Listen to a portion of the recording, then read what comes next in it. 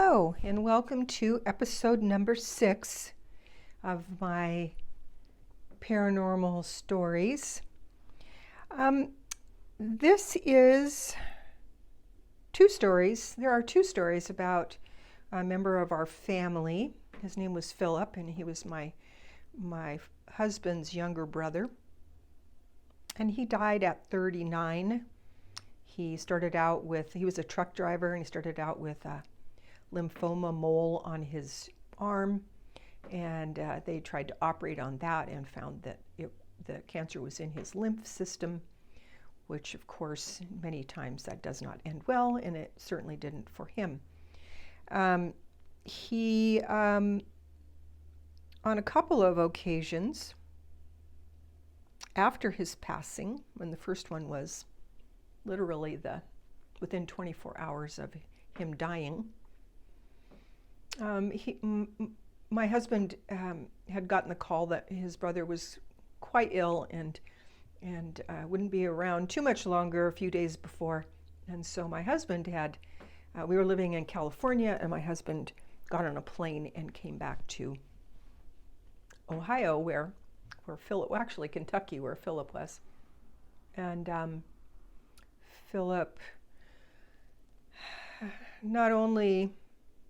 Philip also had a really bad diet and drank a lot of the two liquids he drank were Rolling Rock Beer and Coca-Cola.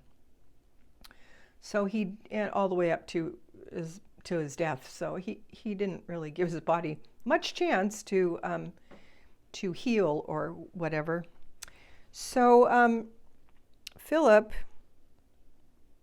my husband called me that day, and he said, I was back with the kids. I had a daycare.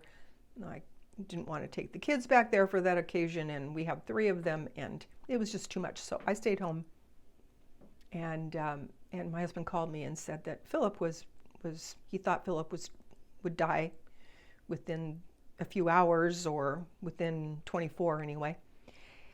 And so I took that news, and I, of course, was sad and upset. Philip was always really kind to me and to my kids, and he did have a kind of a sordid life, but he made the best of it. But this was the end of it. So that night, I put all the kids in bed, and went to sleep myself. And I went to sleep thinking about Philip. And feeling sad and teary, and in the middle of the night, I woke up.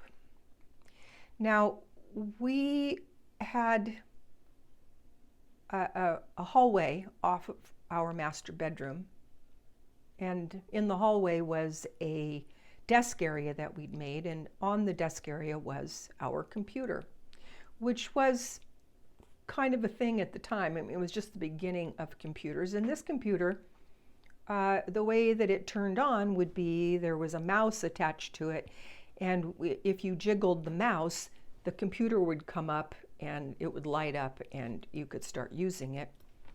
And I'm sure there was an off-on switch too, but it just sat in ready mode most of the time.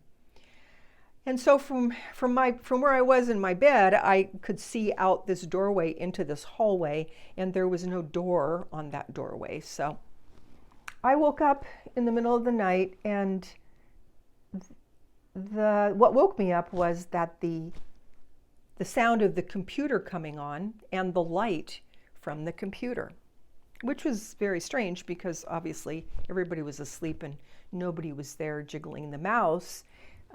At least not anybody incarnated. So I immediately knew that it was Philip. I felt his presence. I felt him standing there with a big smile on his face, and I got up and went out to look at the computer. And on the screen, and I never saw it before, and I never saw it after that on that computer or any other computer for that reason, for that matter. And at the bottom of the screen, the very bottom, was a line of letters across the whole bottom of the screen, and they were X's and O's and Y's, and XXX, OOO, YYY, XOY. I mean, just all different combination of those 3 letters, which I thought was very strange, of course, and I couldn't, of course, I just woke up and I couldn't really understand what that would even mean. I knew Philip was there, but I couldn't really see him, and I just said, well, I'm going to go back to sleep and I'll figure this out in the morning. So I went back to bed and went back to sleep. And the next morning, I got up, and the first thing I did was remember that had happened. And so I got up and I went and looked at the computer screen, and sure enough, that was all still there, just like it had been the night before. So I went and got my oldest child, and when she got up, and I said, here, come here, I want to show you this.